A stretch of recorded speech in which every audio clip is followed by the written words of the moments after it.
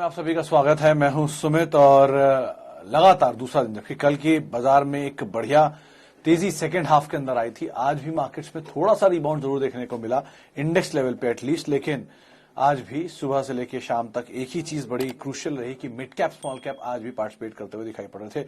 वहां पर भी खरीदारी का ही दौर आता हुआ दिखाई पड़ रहा था। तो मेजरली मार्केट्स में फ्रंट लाइन इंडेक्स के अंदर कामकाज इतना नहीं था, लेकिन मिड कैप स्मॉल कैप के अंदर एक बढ़िया ट्रेड बनता हुआ दिखाई पड़ रहा था। अलग अलग अगर आंकड़ों की बात की जाए तो आज मेजरली पहले तो निफ्टी बैंक में पीएसयू बैंकिंग बास्केट के अंदर कुछ आज ट्रेड होता हुआ दिखाई पड़ रहा था। कैपिटल गुड्स के अंदर एक अच्छी खरीदारी आते हुए दिखाई पड़ रही थी। इसके अलावा आज थोड़ी बहुत जो खरीदारी देखने को मिल रही थी वो मिड कैप स्मॉल कैप में अलग अलग सब सेक्टर्स में, मिसाल के तौर पे सेलेक्टिव फार्मा जो कि आज तेजी के अंदर ट्रेड कर रहा था। इसके अलावा आज selective IT, mid cap IT जो कि आज तेजी के अंदर ट्रेड करता हुआ दिखाई पड़ रहा था। मेजरली आज मिड कैप का ही दिन था, मिड कैप स्मॉल कैप का, इसलिए आपको सभी शेयरों में सभी सेक्टर्स में जो कामकाज दिखेगा वो मिड कैप के अंदर ही आता हुआ दिखाई पड़ेगा। लेकिन ओवरऑल एक बढ़िया सेशन आज भी मार्केट में होता हुआ दिखाई पड़ा, स्पेशली आपके पोर्टफोलियोज में जो मेजरली अगर मिड कैप स्टॉक्स हैं तो आपको ज्यादा अच्छा दिखाई पड़ेगा ये पूरा सेशन। कुछ दो तीन चीजें जो आज हाईलाइट में रही, उसमें ब्रिटानिया नंबर्स के बाद थोड़ा सा ढीला पड़ता हुआ दिखाई पड़ा। बड़े नंबर्स या कुछ नंबर्स को अवेट कर रहा है मार्केट, जैसे कि बर्जर पेंट जैसे नंबर्स के वेट हो रहा है, बीएचईएल के नंबर्स का वेट हो रहा है। एमएनएम आज टॉप गेनर के तौर पे शुमार हुआ, नंबर्स के बाद एक अच्छे नंबर्स वहां पर आते हुए दिखाई पड़े और उसका एक इम्पैक्ट यहां जरूर बनता हुआ दिखाई पड़ा। और उसके अलावा आज रिलायंस सेकेंड हाफ में एक बढ़िया स्पाइक वहां पर भी आया और मार्केट ने शायद उसको भी थोड़ा बहुत उसकी वजह से भी एक स्पाइक आता हुआ दिखाई पड़ा। लेकिन ब्रॉडर बेस्ड बाइंग मार्केट के अंदर चल रही थी, इसमें ऑटो आज पार्टिसिपेट कर रहा था। टीवीएस शुरुआती तेजी में जहां पे वो खबरें थी कि ईवी कारोबार को लेकर कुछ फंड रेज कर रहे हैं, बाद में डिनायल आ गया तो ऊपरी से बिकवाली भी जरूर देखने को मिली। अशोक लेलैंड, टाटा मोटर्स, इनमें खरीदारी थी। यूनाइटेड स्पिरिट्स आज फिर तेजी में था, यूनाइटेड ब्रिवरीज में आज तेजी आ रही थी। तो ओवरऑल बहुत सारे सेक्टर सब सेक्टर थे जो कि खरीदारी में कामकाज करते हुए दिख रहे थे। चलिए, इन सब चीजों के बीच में अब शुरुआत करते हैं सवाल जवाब के सिलसिले को लेकर। सबसे पहले तो chairman of IB real from 1 Feb, Kaushik साहब, ये बाजार में कुछ हर्ड ऑन द स्ट्रीट था ये कि एचडीएफसी के बोर्ड से कोई नया चेयरमैन आईबी रियल में आया है, लेकिन ये कोई कंपनी ने इस पर क्लैरिफिकेशन नहीं दिया। और अगर ऐसा हुआ है तो ऑब्वियसली बात है, देखिए ये बात तो आप मान के चले कि इंडिया बुल्स रियल एस्टेट के एग्जिस्टिंग मैनेजमेंट कंपनी से निकलेगा और नया मैनेजमेंट जो है वो आता हुआ दिखाई पड़ेगा। मेरे ऑडियो को लेकर शायद कुछ इश्यू आ रहा है, खैर और कोशिश करता हूं तेज बोलने की। लेकिन जो नया मैनेजमेंट आ रहा है इंडिया बुल्स रियल एस्टेट में वो पॉजिटिव है और जो पुराना मैनेजमेंट कंपनी से निकल रहा है वो नेगेटिव है। कंपनी के नंबर से भी इसीलिए टर्न अराउंड आपको दिखाई पड़ेगा इस क्वार्टर के अंदर और वो धीरे धीरे पिकअप करेगा गोइंग फॉरवर्ड। तो ये धीरे धीरे जो पिकअप आएगा ये कंपनी के लिए और बढ़िया साइन के तौर पे आप इसे देख सकते हैं। इसीलिए इंडिया बुल्स रियल एस्टेट पे मैंने कई बारी तेजी की बातचीत की भी है। धीरे धीरे सिचुएशन इंप्रूव होती जाएगी और एज एंड व्हेन नंबर्स को इंप्रूवमेंट आप देखेंगे वैसे वैसे स्टॉक के अंदर भी रिएक्शन आएगा। आज भी 195 रुपए पहुंच गया, नए हाइस के आसपास कामकाज कर रहा, तो वो भी एक अच्छी चीज के तौर पे आप देख सकते हैं। अच्छा, आगे बढ़ते हैं और IGL SW solar, sir SW solar पे अब रिलायंस ने स्टेक ले लिया है, तो ऑब्वियसली बात है कि बड़ी कंपनी की का स्टेक इसमें लिया गया है, तो अब फेरबदल कैसा होता है नंबर्स पे वो इंपॉर्टेंट रहेगा पहली चीज तो। दूसरी चीज आईजीएल में तो एटलीस्ट आप बने रहे, नंबर्स हैं इस हफ्ते, उसको आप जरूर देखें, उसके बाद आप कॉल लीजिएगा। लेकिन हाँ, एसडब्ल्यू सोलर के केस में आपको जरा नंबर्स पे क्रूशियली नजर रखिएगा। इन्होंने 2 क्वार्टर में अपने डेट को बहुत तेजी से रिड्यूस किया है और डेट रिडक्शन इनके मार्जिन को इंप्रूव करेगा। अगर ये इंप्रूवमेंट होता है, प्रॉफिट अच्छे आते हैं अगले 3 क्वार्टर 2 क्वार्टर में, तो आप अपनी कॉल ले सकते हैं। लेकिन आईजीएल पहली प्रेफरेंस के तौर पर आप जरूर इसमें रख सकते हैं। अच्छा, पेटीएम आईपीओ अवॉइड और नॉट, शिवम जी बड़ा ही क्रूशियल सवाल है। पेटीएम को लेकर 2-3 चीजें कल भी हमने इस पे बात की थी और आज भी कुछ नंबर्स में देख रहा था। पिछले 3 साल में कंपनी ने करीब करीब 9,000 करोड़ रुपए का रेवेन्यू किया है, 8200 करोड़ रुपए के आसपास का एबिटा लॉस किया है, ऑपरेटिंग लॉस जिसे कहते हैं, और करीब करीब 8,000 करोड़ रुपए से ज्यादा का नॉर्मल लॉस किया है। 9,000 करोड़ की सेल्स पे 8,000 करोड़ का लॉस कंपनी ऑलरेडी कर चुकी है। तो ये पिछले 3 साल में हुआ है। दूसरी चीज, कंपनी के साथ एक और इम्पोर्टेंट पार्ट ये है कि कंपनी 18,300 करोड़ रुपए रेज कर रही है, जिसमें से 8,300 करोड़ रुपए प्रमोटर के पास जाएंगे, मतलब नए रेज होंगे, और 10,000 करोड़ रुपए कंपनी एग्जिस्टिंग जो इन्वेस्टर्स हैं उनको एग्जिट देने के लिए यूज कर रही है। तो कंपनी कितना एक्सपैंड करेगी 8,300 करोड़ में, उसको भी देखना होगा।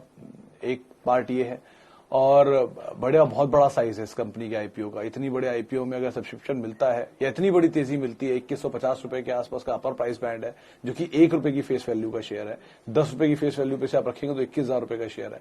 इस तरह की बड़े प्राइस के बावजूद क्या इसको गोइंग फॉरवर्ड और प्रीमियम मिलेगा लिस्टिंग के टाइम पर, यह थोड़ा समझना मुश्किल हो रहा है। इसीलिए इस पर कोई टिप्पणी नहीं आ रही है। दोनों तरह के एनालिस्ट फ्रेटर्निटी बटे हुए हैं, इसलिए आप बहुत सारे शेयर हैं बाजार में, बहुत अच्छे दाम पर शेयर अवेलेबल है बाजार में, उनको देख लीजिए। जरूरी है पेटीएम में पैसा डालना या उसे अवॉइड करना। अच्छा, आगे बढ़ते हैं, और IndiaMART, Route Mobile, Dixon Tech. IndiaMART, Subin साहब, इस हफ्ते के एंड में उसके नंबर हैं, आखिरी नंबर उसी के आने वाले एफएनडो में। इसके अलावा डिक्सन और रूट दोनों एक केस में अभी एटलीस्ट आप थोड़ा ईज आउट होने दीजिए, क्योंकि इनमें बस ज्यादा है और नंबर्स इतने सपोर्टिव है नहीं। तो नंबर सपोर्टिव हो जाए तो आप जरूर पैसा डालिए, कोई दिक्कत नहीं है। प्रोडक्ट बेस्ड कंपनियों के साथ रहने में ये फायदा होता है कि over a period of time जब कभी बुरे समय में वो नीचे आते हैं तो उनके प्रोडक्ट उन्हें वापस सपोर्ट करते हैं। सर्विस बेस्ड कंपनीज में until unless they are exorbitantly good, जैसे टीसीएस, इन्फोसिस, तो बात अलग है। लेकिन एंसिलरी सर्विसेज वालों के साथ कहना कुछ मुश्किल है। एक जमाने में पेटीएम भी सर्विसेज देते थे ऑन मोबाइल के लिए। ऑन मोबाइल की सिचुएशन आज आपको पता ही है क्या है। तो ऐसे बहुत सारे हिस्टोरिकल फैक्ट्स देखने को मिले हैं। तो आप एटलीस्ट प्रोडक्ट बेस्ड कंपनीज के साथ रहिए, बहुत अच्छे दाम पे अभी भी बहुत सारे शेयर अवेलेबल हैं। अच्छा, आगे बढ़ते हैं, और Renuka sugar 26, Asian paint 3000।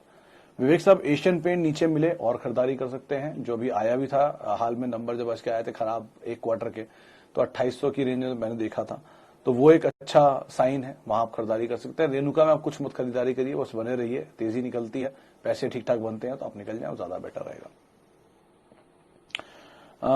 Best buy from now 10 lakh rupees for 10 years. Depend करता है किशु साहब, आपका होराइजन क्या है। आपको डिविडेंड के लिए चाहिए, आपको सेफ्टी के लिए चाहिए, आपको एग्रेशन के लिए चाहिए, आपका एपेटाइट अच्छा है, तो आपके आउट ऑफ कैपिटल ये 10 लाख कितना, ये भी मुझे नहीं पता। लेकिन हैविंग सेड दैट, मोनोपोलीज में हमेशा इन्वेस्ट करना चाहिए। बड़े बिजनेसेस में इन्वेस्ट करिए, अच्छी कंपनियों में इन्वेस्ट करिए, डेट फ्री कंपनी में इन्वेस्ट करिए। मेरे ट्विटर हैंडल पे पिन ट्वीट में आपको 10 कंपनियां दिख भी जाएंगी जहां पे आप अच्छे कॉर्पोरेट गवर्नेंस, अच्छे growth over a period of time देख चुके हैं। आप उनको देख लीजिए, वो ज्यादा अच्छे ऑप्शन रह सकते हैं। और 1-2 क्वार्टर में टेंशन मत लीजिए। अगर एक आध क्वार्टर में अनुमान से नीचे, अनुमान से खराब या अनुमान से बेहतर नंबर आ भी जाए, तो वो एक क्वार्टर है, वो उस कंपनी की डेस्टिनी नहीं डिसाइड कर लेगा एक क्वार्टर के अंदर। तो एशियन पेंट्स अगर एक क्वार्टर में खराब नंबर देता है तो एक क्वार्टर ही तो हुआ, 6 महीने नहीं हो गए, 6 साल नहीं हो गए। पेंट का दाम बढ़ने की वजह से या क्रूड के दाम बढ़ने की वजह से पेंट मार्जिन खराब हो गए, उन्होंने दाम बढ़ा लिए, मार्जिन ठीक हो गए, अगले क्वार्टर में आ जाएंगे ठीक होके। ऐसे बहुत सारे इंस्टेंसेस होते रहते हैं ओवर पीरियड ऑफ टाइम, नीचे आते हैं वो शेयर, और वो इंस्टेंसेस ही उनके लिए मौका होता है लेने का। वो आपने हाल में एशियन पेंट में देख भी लिया। तो ऐसे ही किसी अच्छी कंपनी में बुरा दौर आए तो आप जरूर उसके अंदर एंटर कर सकते हैं। टाटा कम्युनिकेशन पे इन्वेस्ट करना चाहिए लॉन्ग टर्म। शाह साहब, सतीश साहब, जरूर करना चाहिए। मतलब हैविंग सेड दैट, क्योंकि 2-3 चीजों में कोई फेरबदल हुआ नहीं है। पिछले क्वार्टर में जब मैं इसकी तेजी की बात करता था तब भी वही फंडामेंटल थे, आज भी वही है, कोई बदलाव नहीं हुआ इनकी। बल्कि सब्सिडरी में और बड़ी तेजी आ चुकी है। 2 सब्सिडरी हैं, तेजस और नेल्को, वो दोनों बहुत स्ट्रांगली परफॉर्म करके गए हैं, लेकिन पेरेंट ने परफॉर्म नहीं किया अभी तक, तो वो आज तो कल शायद कर जाए। दूसरी तरफ इस क्वार्टर के नंबर भी अच्छे थे। तीसरी तरफ वो उस समय भी largest under sea cable asset के ओनर होते थे और अभी भी हैं। उस समय भी वो टाटा ग्रुप की कंपनी थी और आज भी हैं। तो ऐसा कुछ फेरबदल तो हुआ नहीं फंडामेंटल में। इनफैक्ट एक क्वार्टर के नंबर और बेटर होकर ही आए हैं। तो शेयर भी चल नहीं रहा है, इज डिफरेंट थिंग। 1170 रुपए पे टाटा ग्रुप ने स्टेक खरीदा है इस कंपनी में सरकार से, तो अभी भी उसके से 100 रुपए ऊपर ही कहीं घूम रहा है। तो बढ़िया दाम है, आप आराम से इसमें खरीदारी कर सकते हैं। अशोक लेलैंड में विकास, आज सुबह ही प्रकाश जी से मेरी बात हुई थी, प्रकाश गावा साहब से। उन्होंने 150 रुपए के ऊपर सस्टेन करता है तो बढ़िया तेजी की बात की थी। टेक्निकली, फंडामेंटली तो हिंदुजा ग्रुप की कंपनी को दिक्कत नहीं, लेकिन हाँ टेक्निकली अगर सस्टेन करता है तो और तेजी रह सकती है। तो आप उस हिसाब से इस पे अपनी रणनीति बना सकते हैं। अच्छा, जुबिलेंट फूड का फ्यूचर, श्रीशैल साहब, जुबिलेंट फूड्स अगर आपने फ्यूचर के पूछ रहे हैं, मतलब एफएनडो में पूछ रहे हैं, तो मैं उसके बारे में टिप्पणी नहीं कर पाऊंगा। लेकिन अगर आप कैश में पूछ रहे हैं तो ऐसे समझ लीजिए कि एक कंपनी अभी भी टियर 3 टियर 4 सिटीज से आगे नहीं बढ़ पाई है। 1 72% मार्केट शेयर है। मेजरली मार्जिन सपोर्ट कर लेते हैं क्योंकि ये डाइन इन में नहीं है, डिलीवरी में ज्यादा है। और जोमैटो और स्विगी के प्रॉपरली इंडिया में स्टैब्लिश होने के बावजूद भी इनका फुट होल्ड अभी भी बहुत स्ट्रांग है। आप खुद ही सोचते हैं ये बात कि अगर पिज्जा मतलब डोमिनोज, तो मेजरली मतलब इस सेक्टर का कोलगेट समझ लीजिए आप इसे। तो सो फार तो ऐसा कुछ भी खराब नहीं दिख रहा इस कंपनी के साथ। भारतीय ग्रुप की कंपनी है, बढ़िया फ्रेंचाइजी है और बहुत लंबे समय के लिए अभी भी है, और अब तक ये परफॉर्म करके भी गया है। चला बहुत है शेयर, नीचे मिल जाए ज्यादा बेहतर है। प्रिंस पाइप अपोलो पाइप में ज्यादा बेटर सर अपोलो पाइप है। प्रिंस पाइप भी ठीक है, लेकिन प्रिंस से ज्यादा बेटर अपोलो है। प्रिंस पे कल तेजी बहुत थी, 9-10% के आसपास की तेजी थी। अजीत हमारे एक जानकार रेलिगेयर सिक्योरिटीज के बीपी, उन्होंने इसमें तेजी की राय दी थी, तो वो तो कल टारगेट अचीव हो गया उनका। लेकिन अपोलो पाइप फिर भी ज्यादा बेटर है लॉन्ग टर्म के लिए अगर आप रहना चाह रहे हैं तो। अच्छा जी, और बढ़ते हैं आगे। प्रिंस पाइप पे हम बातचीत कर चुके हैं। एनएमडीसी 147। राजीव साहब, जब ये दो डिजिट में था तब ज्यादा बेटर था, क्योंकि तब तो ये डिविडेंड ल्यूक्रेटिव हो रहा था बहुत। एक समय में तो 12% के आसपास की डिविडेंड यील्ड पहुंच गई थी। अब थोड़ा महंगा जरूर हो गया, और आज लास्ट आवर में चला भी काफी है। अगर टेक्निकली हमारे यहाँ जो जानकार जुड़े थे उन्होंने जो आपको राय दी उसको आप फॉलो कर लिया। अगर आप मीडियम टर्म के लिए जाना चाहते हैं, लॉन्ग टर्म के लिए नीचे मिल जाए तो ज्यादा बेटर रहेगा। थोड़ा साइक्लिकल है मेटल, और साइकिल के अपर्ड साइड पर अभी आप धीरे धीरे जा रहे हैं, तो कितने तक कैरी फॉरवर्ड हुई कहना मुश्किल है। लेकिन बेटर यही है कि मीडियम टर्म के लिए इसको आप रखिए, ज्यादा बेटर है। लॉन्ग टर्म के लिए अभी के लिए अभी अवॉइड करिए, नीचे मिल जाए तो ज्यादा बेहतर, ही बात ही अलग है फिर तो। अच्छा, आगे बढ़ते हैं। और ओबरॉय रियल्टी, ब्रजेश साहब, ओबरॉय वैसे तो कंपनी सही है, मतलब पूरे रियल एस्टेट में भी तेजी और रह सकती है, और लीड करेंगे डीएलएफ, ओबरॉय और गोदरेज, ये 3 कंपनियां, क्योंकि एफ&ओ में तो यहां पर एक बड़ा मूव आएगा। लेकिन कैश में इंडिया बुल्स रियल एस्टेट पहले मैंने बात की है कई बारी, 110, 120, 140 तक, 150 तक मैं बाय की बात करता रहा हूं। अभी भी मुझे लगता है कि स्टॉक में बहुत ज्यादा पोटेंशियल हो सकता है, कि मैनेजमेंट का चेंज एक बड़ा गेम चेंजर होगा, और लास्ट क्वार्टर के नंबर ही बहुत अच्छे थे। तो ये 2-3 चीजों को आप तवज्जो देके देख सकते हैं। लेकिन अदरवाइज ओबरॉय भी कोई खराब कंपनी नहीं है, बढ़िया कंपनी है, बॉम्बे बेस्ड डेवलपर और अच्छे प्रोजेक्ट्स इनके पास। ओके, आगे बढ़ते हैं। और टाटा कम्युनिकेशन पे हम बातचीत कर चुके हैं। सोनाटा और विप्रो, सर सोनाटा और विप्रो का कोई कंपैरिजन है नहीं। मतलब विप्रो की तो इतनी पुरानी हिस्ट्री है, स्ट्रॉन्ग क्रेडिबल मैनेजमेंट है, इतना बड़ा प्रोफाइल है, पर्सनल केयर सेगमेंट से लेके आईटी स्पेस के अंदर तक है। ऑयल मिल से शुरू किया वो बिजनेस आज कहां पहुंच गया। तो इनका और सोनाटा कोई मैच नहीं है। ये एक पोर्टफोलियो बेस्ड स्टॉक है, वो एक मोमेंटम बेस्ड स्टॉक है। तो दोनों में से आप आइडेंटिफाई करिए आपकी प्रेफरेंस क्या है, और इसके हिसाब से आप रणनीति रखिए। आईटी में आज तो मैं हैप्पीएस्ट पॉइंट को देख रहा था, वो चल रहा था बढ़िया। तो मूव आप अकॉर्डिंगली आपको लेना होगा कि आपका फ्लेवर क्या है, आप किसमें जाना चाहते हैं, उसके हिसाब से आप जा सकते हैं। ज्यादा बेटर विप्रो है ऑब्वियसली। आरआईएल काना साहब, ये आरआईएल के केस में क्या बोलूं, कल मानस ने इसके ऊपर 2525 पे के बाद तेजी होने की बात की थी। टेक्निकली उनके टारगेट 2900 रुपए हैं मानस के। ब्रोकर हाउस टारगेट 3000 तक के भी हैं अर्निंग्स के बाद जो आए थे। देश की सबसे बड़ी कंपनी है, देश का दूसरा सबसे बड़ा ग्रुप है, और ग्रीन एनर्जी के ऊपर 75,000 करोड़ रुपए का अगले 10 साल में इन्वेस्टमेंट है। और ये एनर्जी में भी अगर कोई इन्वेस्ट करना चाहता है या पैसा डालना चाहता है तो ऑब्वियसली सबसे बड़ा प्लेयर रिलायंस ही होता है। अभी भी बहुत सारी लिस्टेड कंपनीज के अंदर स्टेक ओन करते हैं। मतलब कुछ भी क्या कह सकते हैं इसके बारे में। जब आप देश की नंबर 1 कंपनी के बारे में बात करते हैं तो सब कुछ ही, बहुत कुछ है उसमें बात करने के लिए। तो एक ना 2 रीजन तो नहीं है उसमें ना इन्वेस्ट करने के। बाकी आपकी चॉइस, आपका नजरिया कितनी देर का है, कितने लंबी अवधि का है। दोनों तरह के टारगेट्स आपको बता दिए मैंने।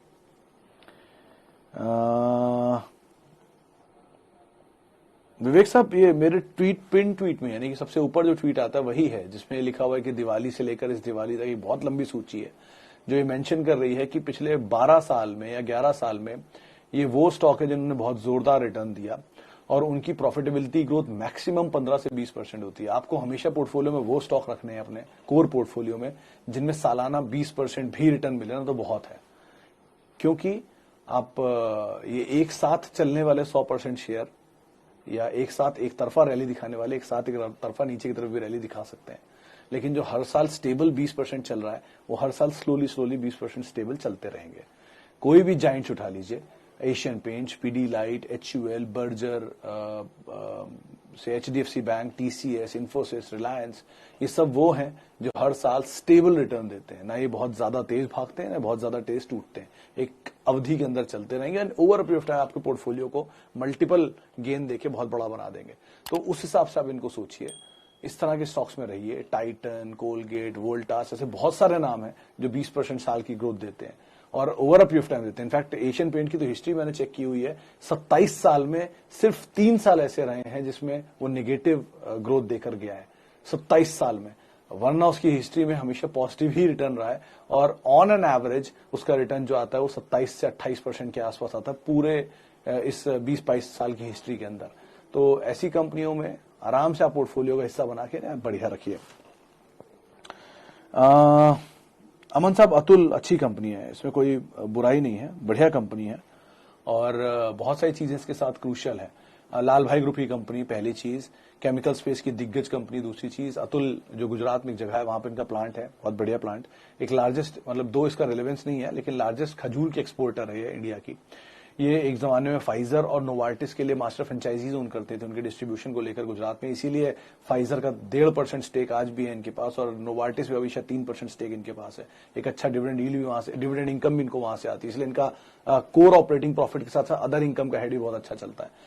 तो बढ़िया कंपनी है, आप समय दीजिए और धीरे धीरे एक्यूमुलेट करिए, एक साथ नहीं, धीरे धीरे एक्यूमुलेट करिए।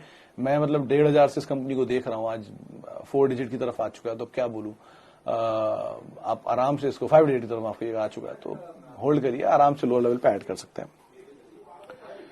Okay, Anoop engineering,